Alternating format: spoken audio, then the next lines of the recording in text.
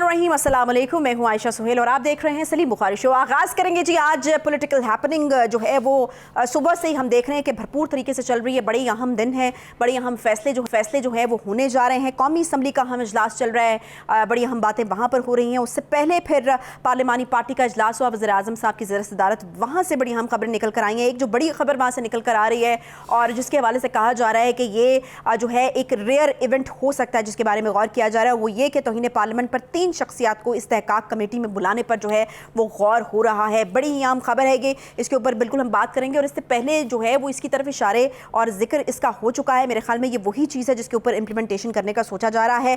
फिर वफाकी काबीना का इलेक्शन फंड्स का मामला फिर पार्लियामेंट के जो सपुर्द करने का फैसला किया गया है। इलेक्शन एक साथ या अलहदा फैसला पार्लियामेंट करेगी, इत्तेहादी जमातों ने यह फैसला किया है।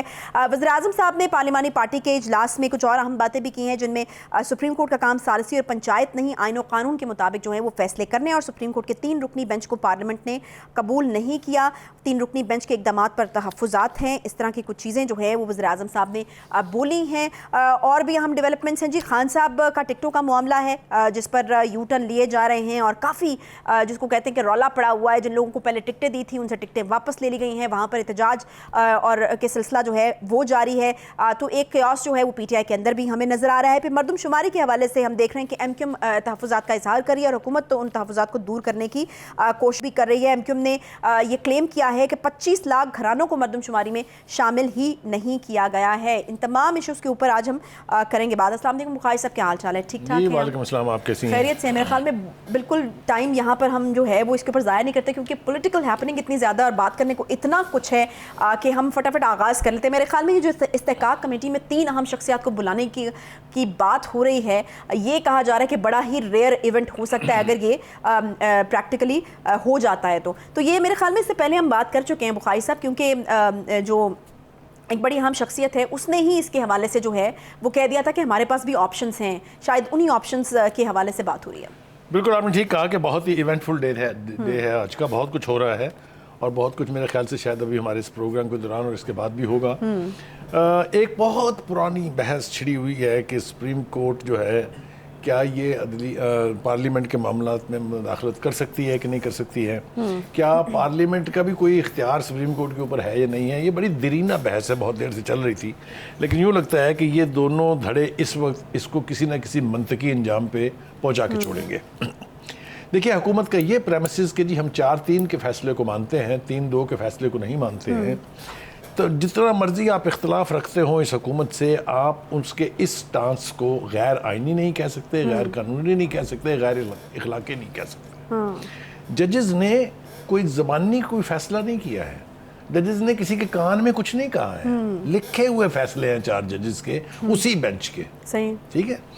तो हुकूमत के पास एक लॉजिक मौजूद है कि जनाब जब फैसला इन राइटिंग 4 जजेस ने दे दिया तो फिर 4-3 का फैसला हम मानेंगे, 3-2 का नहीं मानेंगे। फिर उसके बाद पार्लियामेंट ने एक रेजोल्यूशन पास की, कौमी असम्बली में एक रेजोल्यूशन पास हुई कि हम न सिर्फ ये कि ये 3 जजेस का फैसला नहीं मानते हैं, बल्कि हमें इन 3 जजों पर एतमाद भी नहीं है, जिसमें चीफ जस्टिस शामिल है। पार्लियामेंट का ये इस्तेहकाक भी आप उनसे नहीं छीन सकते। उनकी करारदाद पास हुई है, अक्सरियत ने पास की है, जो हाउस में मौजूद थे लोग।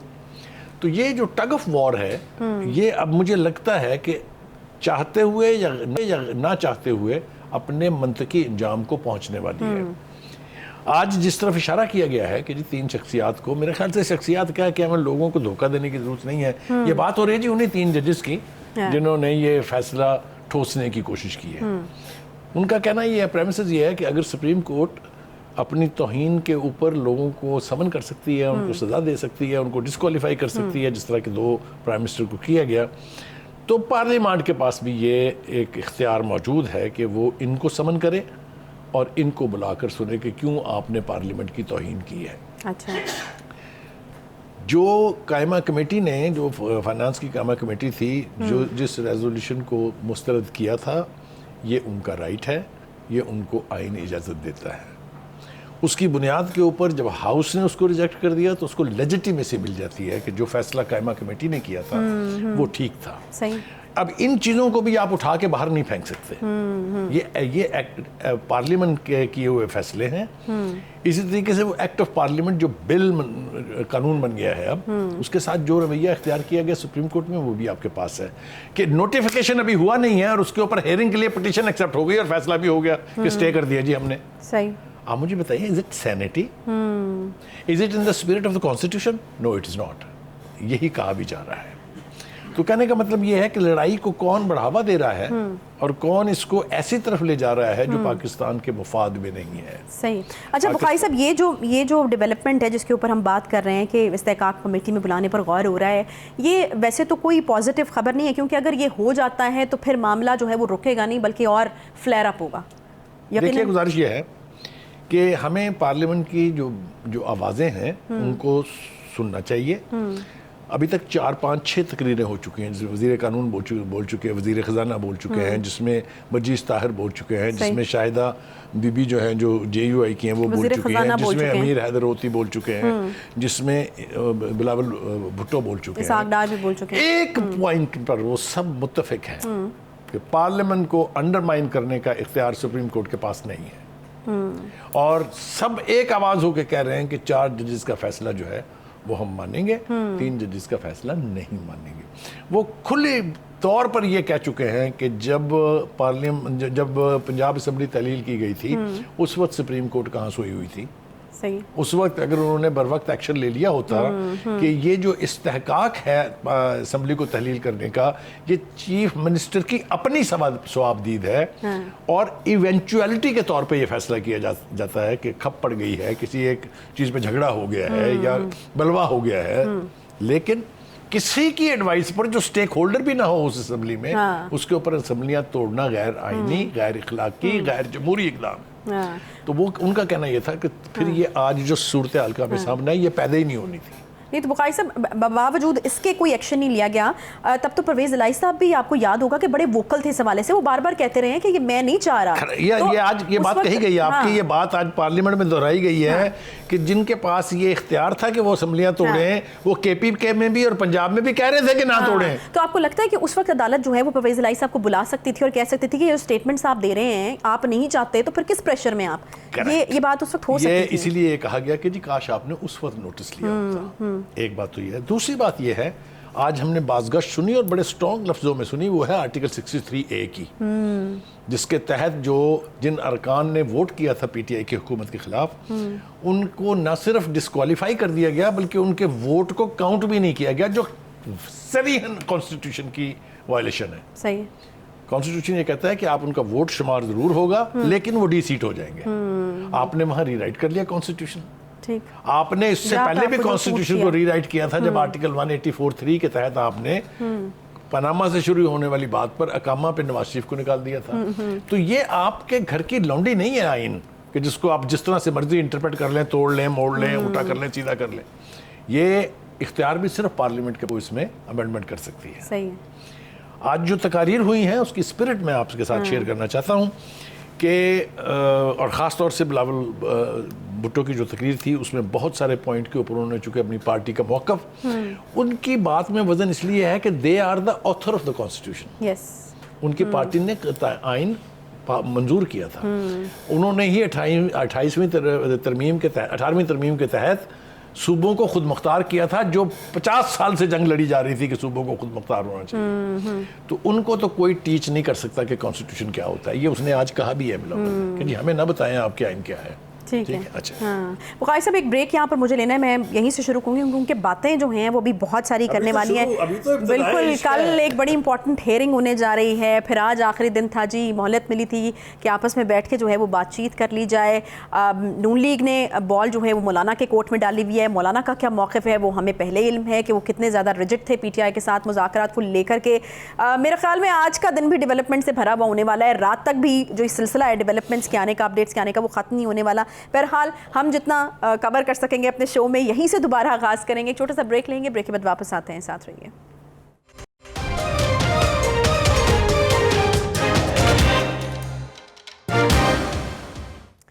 Welcome back. ब्रेक के बाद एक बार फिर से खुशामदीद कहते हैं। 26 अप्रैल जो कि आखिरी दिन तकरीबन बुखारी साहब था जब बैठ सकते थे, बातचीत कर सकते थे। अभी भी हम देख रहे हैं मुस्लिम लीग नून ने पीटीआई के मुज़ाकरात का जो मामला है वो JUI यानी मौलाना फजल इरफान साहब के पलड़े में जो है वो डाल दिया है।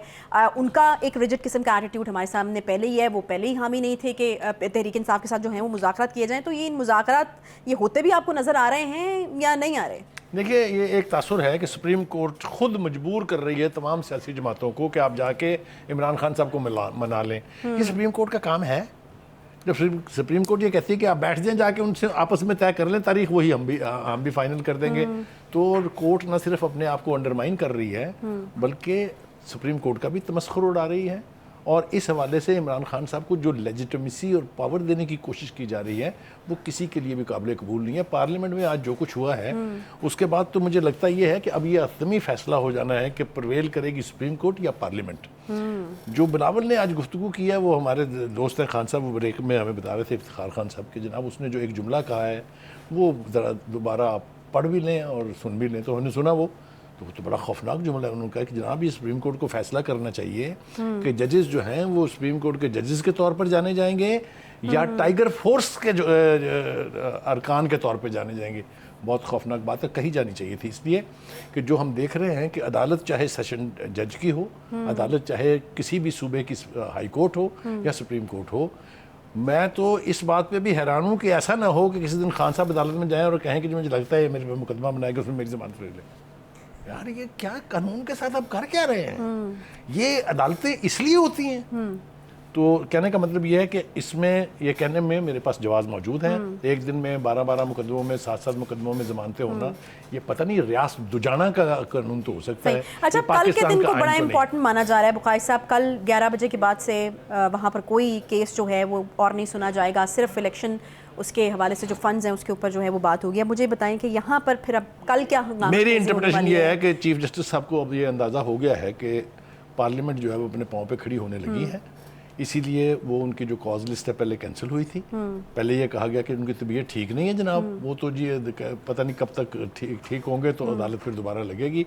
मगर फिर एक नई दरफुन तो नहीं आई कि नहीं जनाब वो कल चैम्बर में हेयरिंग करेंगे पहले और एक एक केस की हेयरिंग करेंगे वो, चूँकि इसी में वो इंटरेस्टेड है। मेरा ख्याल ये है कि अगर ऐसा हुआ तो फिर वो कुछ भी होगा जिसका ख़तरा तो महसूस किया जा रहा है लेकिन पाकिस्तान की तारीख़ में आज तक नहीं हुआ।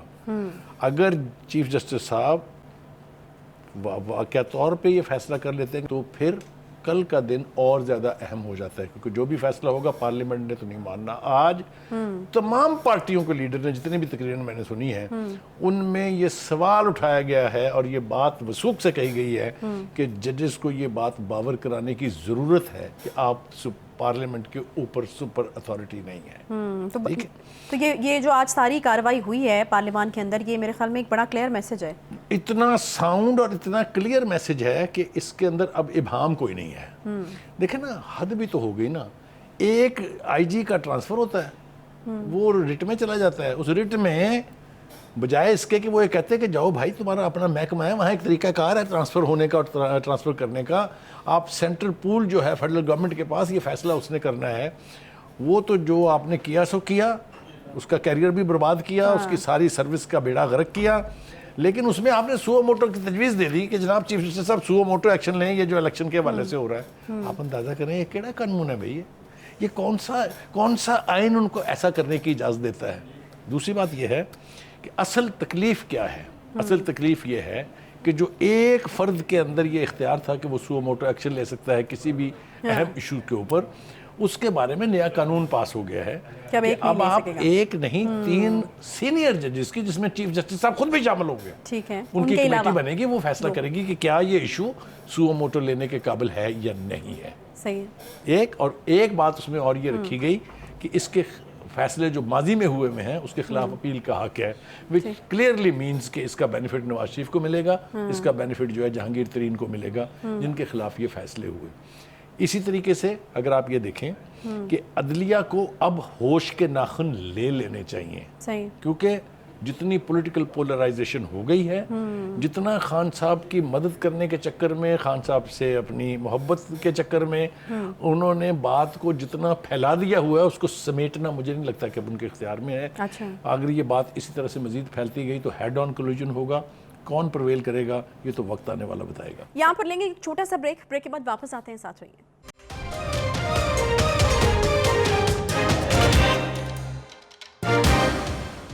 Welcome back. بریک کے بعد ایک بار پھر سے خوش آمدید کہتے ہیں. بخاری صاحب، مذاکرات کے حوالے سے جو ہے وہ سوال میں نے آپ سے کیا اور اس کا جواب مجھے ابھی تک نہیں ملا. یہ فضل الرحمان صاحب کا تو ایک بڑا کلیئر سٹانس ہے، تو یہ کیا جان بوجھ کے ان کے کورٹ میں ڈالا گیا ہے بال کہ آپ جو ہیں وہ فیصلہ کریں؟ کیونکہ پہلے ہی ان کو بلال صاحب منانے کی کوششیں کر رہے تھے اور وہ کہے تھے کہ پی ٹی آئی کے ساتھ مذاکرات ہونی نہیں چاہیے.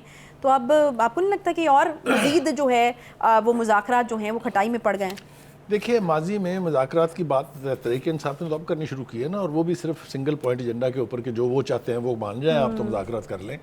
لیکن اگر آپ کو یاد ہو، جب سے یہ اسمبلی کا پہلا سیشن ہوا تھا اس وقت جو ہے وہ ان کے انخلاء کے بعد اور ان کے انخلاء سے پہلے جب خود عمران خان صاحب پرائم منسٹر تھے تو لیڈر آف دا اپوزیشن جو شہباز شریف صاحب تھے، انہوں نے کہا تھا کہ آئیے بیٹھ کے مساق جمہوریت کر لیتے ہیں، مساق معیشت کر لیتے ہیں. اس کے بعد بھی ایک طویل عرصے تک پوری کی پوری پی ڈی ایم کی لیڈرشپ جو ہے وہ مذاکرات کی بات کرتی رہی ہے، خان صاحب سے درخواست کرتی رہی ہے، انہوں نے ایک سن کے نہیں دی. اچھا اب جب مذاکرات کی بات اب پی ٹی آئی نے کرنی شروع کی ہے تو اس کے اندر ایک خاص رویہ ہے جس کی طرف اشارہ کرنا بہت ضروری ہے. خان صاحب نے ایک تکرار کی کہ جی میں تو ان چوروں ڈاکوؤں کے ساتھ نہیں بیٹھوں گا. لیکن یہ کبھی غور نہیں کیا کہ ان کے اپنے ساتھ کتنے چور اور ڈاکو ہیں. وہ جس کو پنجاب کا سب سے بڑا ڈاکو کہتے تھے وہ ان کا وزیر اعلیٰ تھا، لیکن پارٹی کا صدر ہے. ہیونگ سیڈ دیٹ، تو اب پی ڈی ایم نے میرے خیال سے یہ فیصلہ کیا ہے کہ ہم بھی ان کے کمینوں سے بات نہیں کریں گے. اچھا، کیونکہ آپ نے دیکھ لیا نا کیا حال ہوا کہ اسد کیسر صاحب جو ہے انہوں نے انیشیٹ کیا ڈائیلاگ، چند پی ڈی ایم کے لیڈر سے وہ ملے تو خان صاحب نے زمان پاک میں بیٹھ کے کہا کہ جناب اس کو تو میں نے یہ اختیار ہی نہیں دیا تھا، یہ کس کھاتے میں بات چیت کر رہا ہے، میں نے تو اختیار جو ہے شاہ محمود قریشی کو دیا تھا.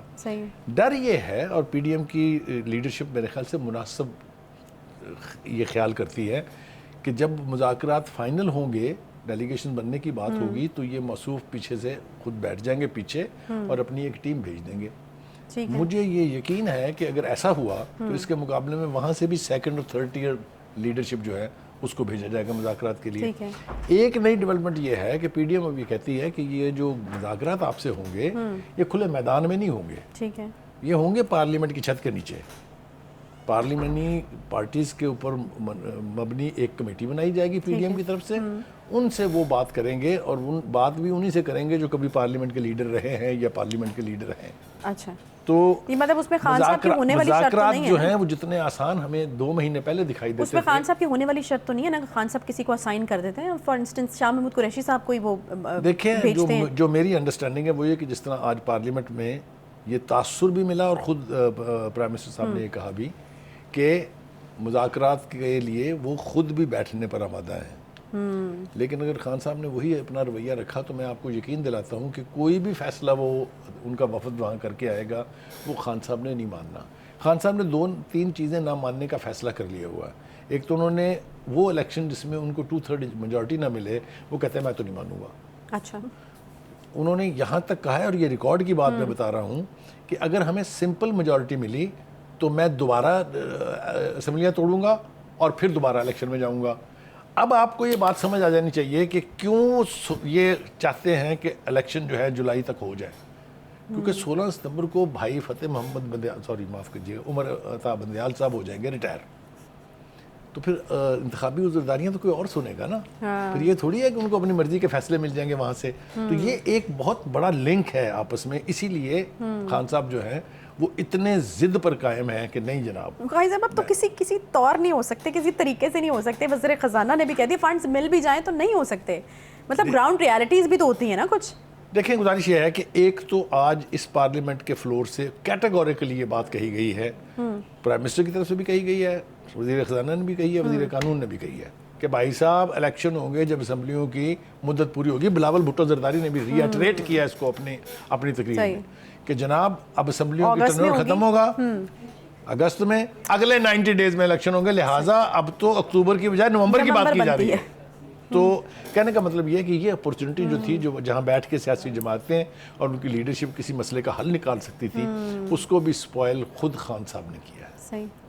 دوسری بات یہ ہے کہ اچھا بخاری صاحب، اب یہ تو ایک فرنٹ ہے نا جس کے اوپر ہم دیکھ رہے ہیں، جس کو میرے خیال میں بیرونی کہہ سکتے ہیں، لیکن اندرونی فرنٹ کے اوپر بھی ہم دیکھ رہے ہیں کہ پی ٹی آئی کو جو ہے وہ کچھ مسائل کا سامنا ہو رہا ہے. ٹکٹوں کی تقسیم، اس کے بعد پھر جو ہے وہ غلط لوگوں کو جن کا کرمنل ریکارڈ ہے ان کو ٹکٹیں دے دینا، اس کے بعد پھر ٹکٹیں واپس لینا. پھر پی ٹی آئی کے اپنے اندر جو ہے وہ احتجاج پھوٹ پڑے ہیں. بہت سارے لوگ جو ہیں وہ اس چیز کے اوپر احتجاج کریں کہ پہلے آپ ٹکٹ دیتے ہیں لیتے ہیں. ٹکٹوں کا یہ معاملہ جو ہے ہمیشہ سے پی ٹی آئی کے اندر جو ہے یہ اس طرح کی چیزیں ہوتی رہی ہیں. بہت زیادہ جو ہے وہ قیاس ہوتا ہے جب بھی ٹکٹیں دی جاتی ہیں. دیکھیے، پی ٹی آئی کی ٹکٹوں کے حوالے سے دو باتیں کرنا بہت ضروری ہے. ایک تو یہ کہ خود آپ کو یاد ہوگا ایک ویڈیو لیک ہوئی تھی اعجاز چودھری صاحب کی. ایک تو ہمیں پہلی دفعہ پتہ چلا کہ جناب خان صاحب جو ہیں وہ 1 کروڑ روپے لیے بغیر ملتے ہی نہیں کسی سے. اور یہ میں آپ کو ہوا میں تیر نہیں چھوڑ رہا ہوں، یہ ان کی اپنی زبانی ہے. اور پھر ٹکٹوں کے پیسے، اور پھر ایک کانسٹیٹوئنسی سے 10 ٹکٹوں کے پیسے، وہ بھی 2 لاکھ ہے. وہ تو فیس ہے نا. ٹھیک ہے نا، فیس ہوگی. اس کے بعد پھر جس طرح کی ٹکٹیں دی گئی ہیں اور جس طرح سے جس برق رفتاری سے انہیں واپس لینا پڑ رہا ہے، اس لیے کہ احتجاج بہت شدید تھے. زمان پارک میں بھی ہوئے، جن کانسٹیٹوئنسی کے لوگوں کو ٹکٹ نہیں ملے انہوں نے وہاں جا کے بھی احتجاج کیے. تو ابھی تک تو 21 ٹکٹیں واپس ہو کے دوسرے لوگوں کو مل چکی ہیں، اور 9 جن علاقوں میں فیصلہ نہیں ہو سکا تھا وہ ٹکٹیں انہوں نے دی ہیں. تو 31 کے قریب تو یہ معاملہ جات ہمارے سامنے ہے. میرا خیال یہ ہے کہ ابھی اس حوالے سے مزید کڑواس مچے گا. ابھی اور لوگ جو ہیں وہ اس کے اوپر احتجاج کریں گے، اور یہ لینے دینے کا، ٹکٹیں واپس لینے کا یہ سلسلہ ابھی جاری رہے گا. کافی ٹائم اس کے اوپر لگے گا. دوسری بات یہ ہے کہ جو 2018 کی میں اکثر بات کرتا ہوں نا کہ یہ 2018 نہیں ہے. خان صاحب ریالٹیز کو ریالائز کریں. یہ گراؤنڈ ریالٹیز ہیو چینجڈ. نہ وہ آر ٹی ایس سسٹم ہے، نہ کوئی سہولت کار ہیں. ان سہولت کاروں کو جنہوں نے آپ کو اقتدار کے ایوانوں تک پہنچایا، آپ نے کہا یہ میر جعفر میر صادق ہیں.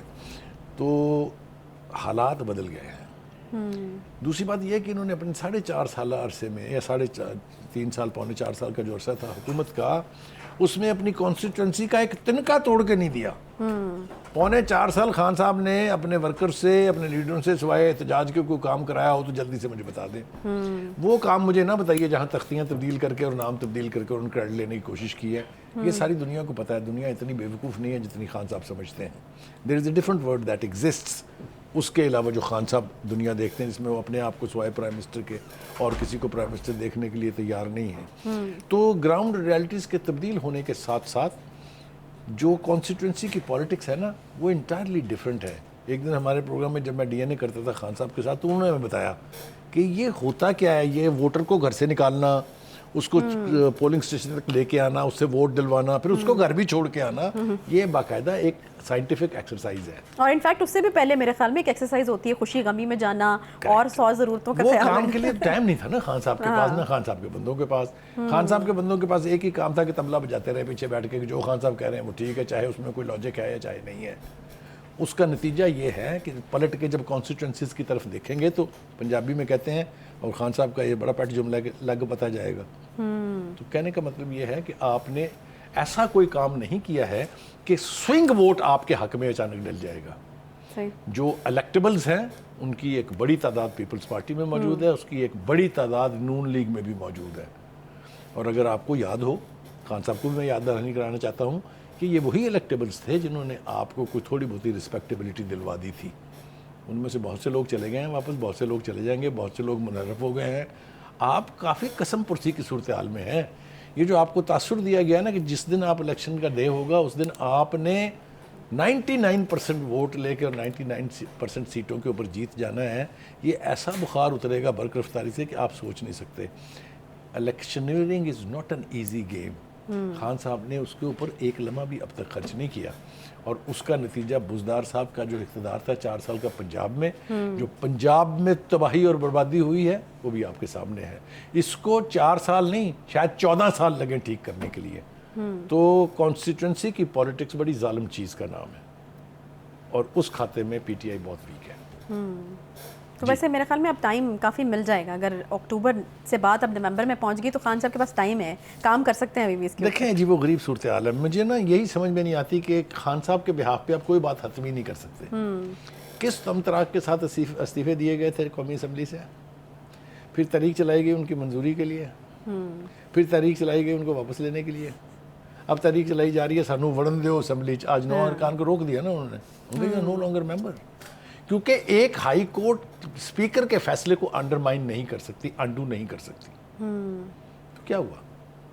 بے عزت کروایا اپنے ارکان اسمبلی کو بھی. اور جو ان کی اب حالت ہے، اگلی دفعہ اس کے پی ٹی آئی کے ٹکٹ پہ جیتنے والا بندہ 10 دفعہ سوچے گا کہ میں نے ٹینیور پورا دیکھنا نصیب ہوگا کہ نہیں. یعنی آپ کو لگتا ہے کہ جو انپریڈکٹیبلٹی ہے خان صاحب کی، یہ بھی ایونچولی نقصان پہنچائے گی؟ Most dangerous thing to happen. اور اس سے پارٹی کو نقصان ہوگا، پارٹی کے ورکرز کو، جو لوگ انویسٹ کریں گے پارٹی میں، ان کو نقصان ہونے کا احتمال ہے. صحیح ہے. اچھا بخاری صاحب، یہ ایم کیو ایم والا جو معاملہ ہے، اور وہ تحفظات کا اظہار کر رہے ہیں اور وہ کلیم بھی کافی بڑے بڑے کر رہے ہیں کہ 25 لاکھ گھرانوں کو ہی شامل نہیں کیا گیا، تو یہ ایک بڑا کلیم ہے. حکومت کوشش کر رہی ہے کہ ان کے تحفظات کو جو ہے وہ دور کیا جائے. آپ کو لگتا ہے کہ جلد ہی ہو جائیں گے دور؟ دیکھیے، ایم کیو ایم کی ایک ہسٹری ہے. ایک تو یہ کہ وہ ہر حکومت کا حصہ رہے اور ہر حکومت سے ناراض ہوئے اور پھر مان گئے.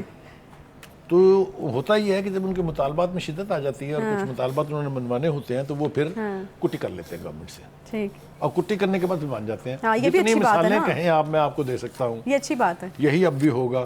دیکھیے نا، وہ ناراض بھی رہتے ہیں، ان کے وزیر کام بھی کرتے رہتے ہیں. آپ نے کہا نا خان صاحب انپریڈکٹیبل ہیں، تو ان کے بارے میں اچھی بات ہے کہ وہ پریڈکٹیبل ہیں. ہاں، وہ ناراض بھی ہوں گے، مان بھی جائیں گے. ان کو منانے کے لیے آپ کو اس وقت 9-0 جانا پڑتا تھا عزیز آباد میں، اور اب آپ ان کی پارٹی کے لیڈروں کو جا کے مل لیں تو وہ بات بن جاتی ہے. تو وہ کوئی ایسا ان مینیجیبل معاملہ نہیں ہے.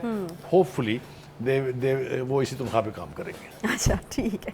اچھا بخاری صاحب، ایک اور بڑا اہم ایشو تھا، میرے خیال میں ٹائم ہمارے پاس بالکل کم ہے اور میرے خیال میں بڑے افسوس سے یہ خبر جو ہے وہ بیان کرنی پڑ رہی ہے کہ اس بار ہم یہ اس چیز کا احتمال ہے یا خدشہ ہے کہ اس بار جو حج کا کوٹا ہمیں یعنی پاکستان کو ملا تھا اس کو ہم واپس کریں گے، کیونکہ مہنگائی، انفلیشن، لوگوں کی پہنچ سے باہر بہت ساری چیزیں ہوتی جا رہی ہیں. تو جو کوٹا ہمارے پاس موجود تھا اس کو بھی ہم پوری طرح سے اویل نہیں کر پائیں گے. تو یہ بڑی میرے خیال میں افسوسناک خبر ہے، کیونکہ ہر مسلمان کے دل میں خواہش تو ہے، لیکن دیکھیں کہ پھر اب جیب اجازت نہیں دیتی، یا پھر وہ چیزیں جو ہیں وہ اتنی مہنگی یا عوام کی پہنچ سے دور کر دی گئی ہیں کہ ایک جو مذہبی فریضہ ہے اس کو بھی سر انجام جو ہے. دیکھیے، آپ کے سوال کے اندر اس کا جواب موجود ہے. مہنگائی کی بات آپ نے کر دی ہے، میرا خیال ہے مزید کسی وضاحت کی اور ضرورت نہیں ہے، لیکن 2-3 باتیں اس حوالے سے کرنا بہت ضروری ہیں. ایک تو یہ کہ جب تک یعنی بحری جہازوں کے ذریعے حج ہوتا تھا تو غریب آدمی کے لیے بہت آسان کام تھا یہ کہ وہ حج پرفارم کر لیں.